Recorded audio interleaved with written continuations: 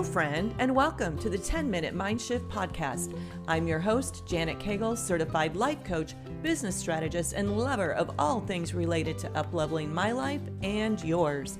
My goal is to help you experience a mind shift that gets you one step closer to your goals, whatever they are. My goal is not to keep you wrapped up in self-help all day, just 10 minutes. And who doesn't have 10 minutes, right? Hello, friend, and welcome back to the podcast. This is episode number 43, and how to deal with toxic people. Doesn't that sound like fun?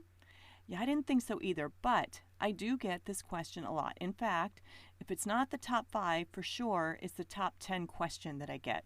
But Janet, how do you deal with the toxic people in your life? All right, so that's what we're going to talk about today. First of all, I must ask you, why are there toxic people in your life? This is some work that I had to do on myself about 6 years ago, and I had to take a hard look at what I was doing to invite toxic people into my life, or people that I was using the term toxic. All right, so let's talk about that for a little bit. Let me be clear about a couple of things. I am not talking about violent people and abusers, if that's what you're experiencing. I'm not talking about the Mansons of the world. I'm talking about your everyday average person that's in your life. Someone that when you are in their presence, maybe you feel a little bit of ick. Could be that friend. It's kind of like a car wreck. You just can't stop looking at it. But they are not good for you to be around.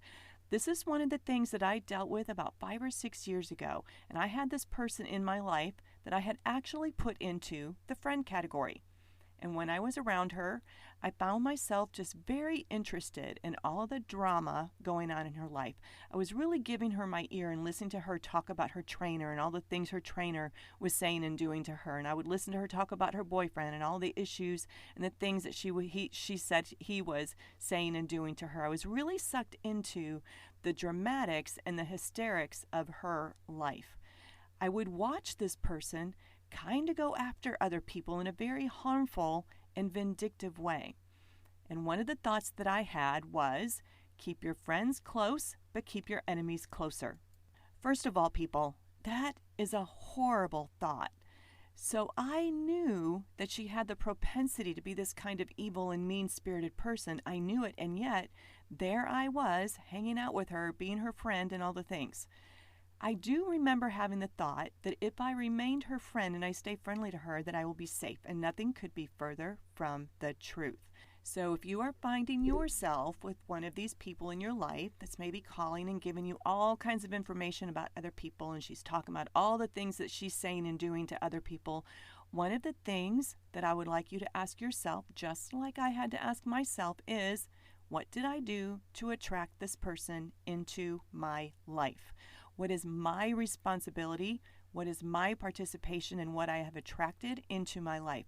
What am I getting out of this experience? And this is why this work is so powerful, because unless you take responsibility for your part in what's going on and how you have attracted this person into your life, you will feel at the effect of other people just coming into your life just as if it just happens to you. And that's not true. These are the people that we are literally attracting to us. Now, there is something important I want you to know. They get to be whatever they're going to be. They get to say and do whatever they're going to say and do, right? It's not up to us to fix this toxic person, this so-called toxic person. It's not up to us to change their behavior and change their ways or save them in any way, shape, or form. We might find them entertaining, we might find them interesting, but in the end, if you have someone in your life that you think is toxic, the best thing that I can offer you is to really examine how they got there. How did you allow them into your life? What are you getting out of them being in your life? What part of your ego are they feeding? So, when my toxic person decided to turn on me, like I had seen her turn on so many other people in her life, it was a very scary moment, because not only did she want to attack me, let's say on Facebook and social media and places like that, but she also wanted to attack me where I worked, my career. She wanted to attack me in my marriage, in my community, and it was a very big attack on me on a personal level, and so it was shocking to say the least. And then, once I did the work and I answered the question, How did I create this? What was my responsibility? That is what gave me my power back. And so from that point on, by answering these questions and really owning my part in all of it, it gave me my power back. It empowered me. It gave me the opportunity to accept responsibility for my actions and for my behavior and decide going forward exactly what I would allow in my life and what I would not tolerate in order to be available for more, for up-leveling my life. I looked at this as an opportunity to bring my life up to code. What were my standards? What was I allowing that is unacceptable? Now, these people still get to show up and be whatever they're going to be and do whatever they're going to do, but it does not have to have an effect on me, and I do not need to be part of it.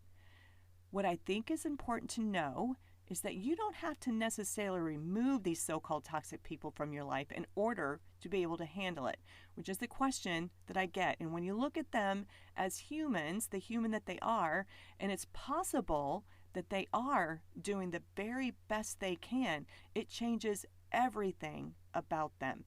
It helps you drop into a place of compassion for them, and it takes you out of the judgment of them, which is a very freeing place to be. And so when I was able to look at her and say, you know what? Given everything in her life, she is literally doing the very best she can. It made me feel so sad for her. When we are operating from a place of love, just one human to another, it's very easy to drop into compassion for them. Now, don't be afraid that this is going to somehow give them an invitation to set up residence and take up real estate in your life. The opposite is true. When you approach this type of person from a place of fear, it makes you do things that are just not safe for you. It makes you interested in them for their entertainment value. I was entertained by her. Operating from a place of fear also has you sitting in judgment of them. And that's never a good place for you to be, because remember from our previous episodes, and I've talked about this, how judging others makes you unavailable for up-leveling your own life. It makes you focused on working on the wrong person. The last mind shift that I want to offer you is that there is no such thing as a toxic person. A toxin is a poison, which means if you ingest it, breathe it, or get it on you, you could get sick and possibly die. A person does not have that much power over us. And thinking of them in that way, labeling them a toxic person, gives them our emotional power. We might not want to be around them. We might not be in alignment with them. We might be appalled or even entertained by some of the things that they say or do. But they can't make us sick or die by inhaling them, right? So just take your power back in this area of your life. And if you have someone that you have put into the toxic person category, ask yourself, how did I attract this? All right, my friends, I hope this episode has been helpful and useful to you. And if you are ready to take this work to the next level, give me a shout at Janet Cagle at janetcagle.com. And now, go have the best week ever.